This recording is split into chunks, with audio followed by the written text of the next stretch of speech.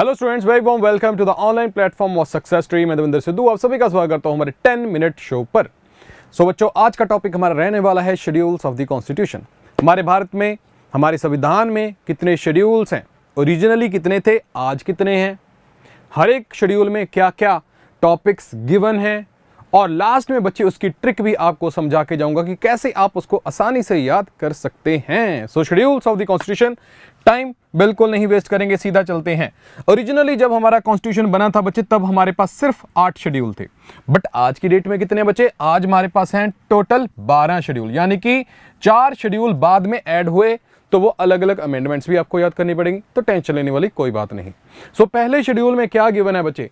First schedule में given है हमारी जो भी स्टेट्स हैं, हमारी टेरिटरीज, और जो भी स्टेट्स हैं उनकी टेरिटोरियल जुरिस्डिक्शन, जो भी यूनियन टेरिटरीज हैं उनकी एक्सटेंट, यानी कि हमारे पास 28 राज्य हैं और 8 यूनियन टेरिटरीज हैं, उनके नाम और उनके एरियाज, ये गिवन है पहले शेड्यूल में। पहले बच्चे आपको मैं ओवरऑल सारा बताऊंगा, फिर लास्ट में ट्रिक सिखा देंगे, आपको आराम से याद हो जाएगा। टेरिटरीज दिखी हुई हैं भाई फर्स्ट शेड्यूल में, क्या दी हुई हैं? टेरिटरीज। टी से क्या हो गया? टेरिटरीज। आ जाओ अगले शेड्यूल पर चलते हैं बच्चे।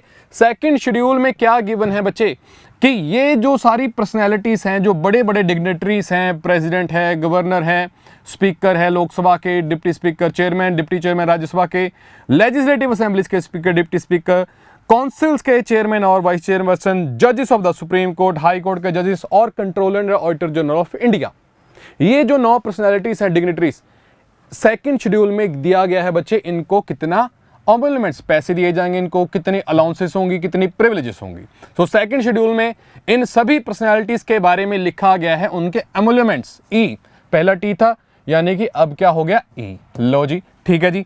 अब चलते हैं थर्ड शेड्यूल पर। थर्ड शेड्यूल पर दी गई है बच्चे ओथ्स एंड अफर्मेशन। जब आपको पता है कि जब भी कोई मंत्री है या गवर्नर है या प्रेसिडेंट है या सुप्रीम कोर्ट के जज हैं या हाई कोर्ट के जज हैं, जब भी अपने पद पर बैठते हैं तो पहले वो सौगंध उठाते हैं, ओथ लेते हैं।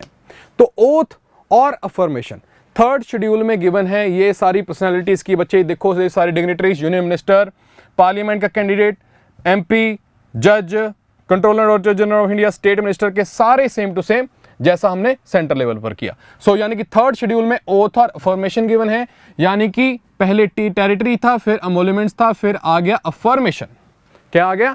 अफर्मेशन। थर्ड में क्या आ गया बच्चे? अफर्मेशन।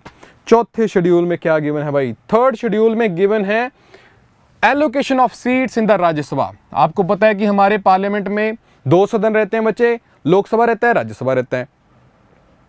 राज्यसभा की एलोकेशन, हर एक स्टेट में कितनी कितनी सीटें होंगी, उस हिसाब की जो उसका जो फॉर्मूला है बच्चे, वो यहां पे दिया गया। Allocation of seats in the Rajya Sabha to the states and union territories. अभी हिमाचल प्रदेश में राज्यसभा की जो इलेक्शंस हुई थी, उसमें दिक्कत हो चल रही थी बच्चे, आपको सभी को पता है।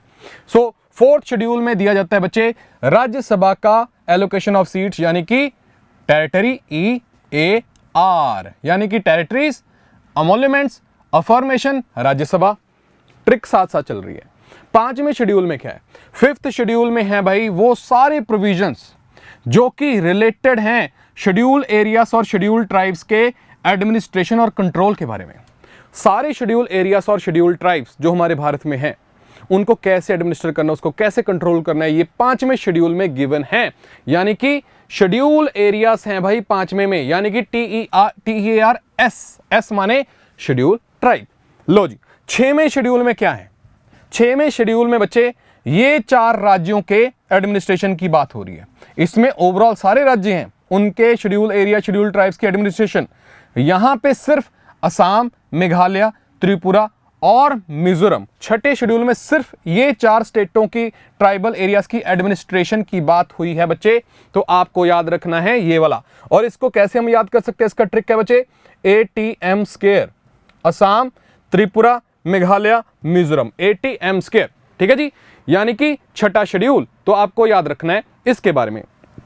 हाँ, ये यानी कि ये ओवरऑल सारा शेड्यूल एरियाज हो गया। ये हैं अदर स्टेट्स। अदर स्टेट्स कौन सी? असम, मेघालय, त्रिपुरा, मिजोरम, यानी कि अदर एरियाज। अदर एरियाज ओ हो गया हमारा। पहले 5 हमारे टीयर्स हो गए, फिर ओ हो गया। फिर चलते हैं हम अगले शेड्यूल पर, 7वें शेड्यूल पर। 7वें शेड्यूल में दी गई है बच्चे डिवीजन ऑफ पावर्स। सारी डिवीजन ऑफ पावर्स किसके किसके बीच में, यूनियन और स्टेट के बीच में। यूनियन लिस्ट में कितने सब्जेक्ट्स होंगे, स्टेट लिस्ट में कितने होंगे, कॉन्करेंट लिस्ट में कितने होंगे। बच्चे जो डिस्ट्रीब्यूशन ऑफ पावर है यूनियन, स्टेट और कॉन्करेंट लिस्ट में डिवाइडेड है कि कौन से टॉपिक पर यूनियन लॉ बनाएगा, फिर कौन से लॉ पर जो है वो स्टेट बनाएगा, और कौन से सब्जेक्ट पर दोनों बना सकते हैं, वो कॉन्करेंट लिस्ट होती है ना जी। तो 7वें शेड्यूल में वो सारी लिस्ट में दिया गया है, यूनियन लिस्ट, स्टेट लिस्ट और हमारा कॉन्करेंट लिस्ट, यानी कि डिवीजन ऑफ पावर्स दिया गया है। और यहां पे हम यूनियन को भाई फेडरल भी लिख सकते हैं जी, लिख सकते हैं, यानी कि TEARS tears, other areas, F आ गया भाई फेडरल लिस्ट, यानी कि यूनियन लिस्ट को आप फेडरल लिस्ट के हिसाब से आप याद कर लोगे, है ना कि यूनियन लिस्ट, फेडरल लिस्ट। सिर्फ याद करने के लिए बच्चे ये है कि हमने कैसे शेड्यूल्स को याद करना है। सो टीयर्स ऑफ, आंसू ऑफ। आगे चलते हैं बच्चे, 7वें शेड्यूल के बाद आती है बात मेरे प्यारे विद्यार्थियों ऑफिशियल लैंग्वेजेस की। 8वें शेड्यूल में बच्चे वो सारी ऑफिशियल लैंग्वेजेस दी गई हैं जो कि हमारे संविधान में दी गई हैं 8वें शेड्यूल में। ओरिजिनली जब हमारा संविधान बना था तो सिर्फ 14 लैंग्वेजेस थी, बट आज की डेट में तो 22 हैं, यानी कि बाद में ऐड हुई होंगी। सबसे पहले ऐड होती है बच्चे 15वीं लैंग्वेज हुई है सिंधी भाषा। सिंधी भाषा ऐड हुई है बच्चे हमारी 21st कॉन्स्टिट्यूशन अमेंडमेंट एक्ट में 1967। फिर होती है जी 71st अमेंडमेंट 1992, जिसमें 3 भाषाएं ऐड होती है, कोंकणी, मणिपुरी, नेपाली। 15 और 3 18 होगी। फिर होती हैं बच्चे हमारी 4 भाषाएं, बोडो, डोंगरी, Maithili, Santhali. 92nd amendment of 2003। तो इस हिसाब से हमारी 22 भाषाएं बन जाती हैं, यानी कि टीयर्स ऑफ ओल्ड। अच्छा पहले ही बता देता हूं मैं, नहीं पहले नहीं बताएंगे, ठीक है जी। ओ फिर आ गया बच्चे, यानी कि यहां पे होगी ऑफिशियल लैंग्वेजेस। अब 8 शेड्यूल हो गए, ओरिजिनली हमारे यही 8 थे। अब फिर 9वां शेड्यूल ऐड होता है बच्चे। 9वां शेड्यूल हमारा ऐड होता है with the amendment in the constitution. पहला शेड्यूल जो कि किसी अमेंडमेंट के साथ ऐड किया गया, वो अमेंडमेंट भी पहली ही थी, फर्स्ट अमेंडमेंट ऑफ 1951। याद रखना कि पहली अमेंडमेंट हमारे संविधान में हुई तो कौन सी चीज ऐड हुई है, तो वो 9वां शेड्यूल है। 9वां शेड्यूल क्या करता है बच्चे, इसमें वो सारे लॉस डाले जाते हैं जो कि लैंड रिफॉर्म्स के साथ संबंधित है ना जी। वो सारे लॉस 9वें शेड्यूल में डाले गए। 9वां schedule is for the zamindari rights, और you can say acts and regulations. 9वें शेड्यूल में जो जमींदारी के ऊपर संबंधित थे, ठीक है जी। सो हमने क्या किया था, टीयर्स ऑफ एल आ गया जी, लैंड रिफॉर्म्स। क्या आ गया जी, लैंड रिफॉर्म्स, ठीक है जी, डन है मामला। आगे चलते हैं बच्चे। सो 9वां शेड्यूल हो गया, फिर चलते हैं बच्चे 10वें शेड्यूल पर। 10वां शेड्यूल था बच्चे हमारा एंटी डिफेक्शन लॉ।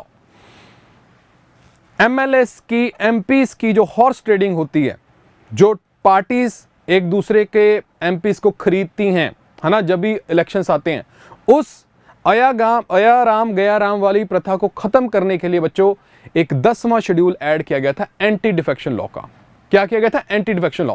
और एक कौन सी अमेंडमेंट थी, 1985 में ये अमेंडमेंट पास करी गई थी, 52nd अमेंडमेंट ऑफ 1985, ठीक है जी। 52nd अमेंडमेंट ऑफ 1985 जो डील करता है एंटी डिफेक्शन लॉ को, यानी कि 10वां शेड्यूल एंटी डिफेक्शन लॉ। तो इसमें हम क्या करने वाले हैं, टीयर्स ऑफ ओल्ड, यानी कि डिफेक्शन, है ना जी। तो ऐसे हो गया जी। फिर आते हैं बच्चे हमारे 11वें और 12वें शेड्यूल, काफी ज्यादा मेन हमारे जो शेड्यूल है। 11वां शेड्यूल बच्चे पंचायत के साथ संबंधित है, tears of old, tears of old PM panchayat के साथ हमारा रिलेटेड है, और M फॉर म्युनिसिपैलिटीज के साथ। लो जी, लो मेरे मित्रों।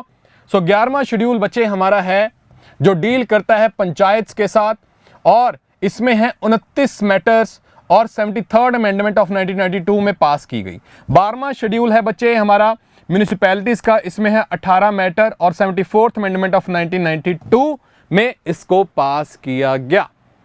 सो ये हैं 12 शेड्यूल, और इसका ट्रिक हमारा क्या बनता है बच्चे, टीयर्स ऑफ ओल्ड PM।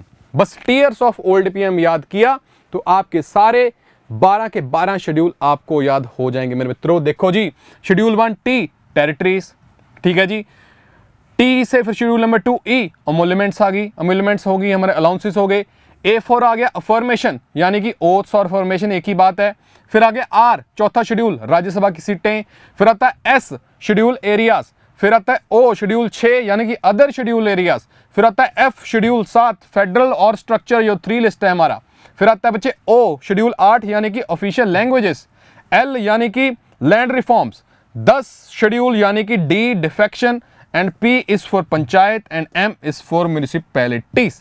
सो ये ट्रिक के साथ टीयर्स ऑफ ओल्ड पीएम के साथ आप सारे शेड्यूल याद रख सकते हैं बच्चे। और आपको एग्जाम कोई भी देना हो, चाहे स्टेट एग्जाम देना हो, चाहे पटवारी देना हो, चाहे एसआई देना हो, चाहे रेलवे देना हो, आईबी देना हो, सिर्फ एक ट्रिक के साथ आपका 1 नंबर पक्का हो जाएगा। पॉलिटी में से बहुत आसानी से क्वेश्चन पूछा जा सकता है। So thank you so much for attending this session. 10 minute हमारे कंप्लीट हो गए हैं और साथ ही साथ मैं आपको बताना चाहूंगा, अगर आपको करंट अफेयर्स अच्छे ढंग से करना है तो आपको इसी चैनल को करना है सब्सक्राइब, और हर रोज 10:15 AM पे मेरे साथ लाइव आके करंट अफेयर्स लगाने हैं। एक बार आओ, क्लास लगाओ, उसके बाद देखना कि अच्छा है कि नहीं। So thank you so much. Devendra Sidhu signing off.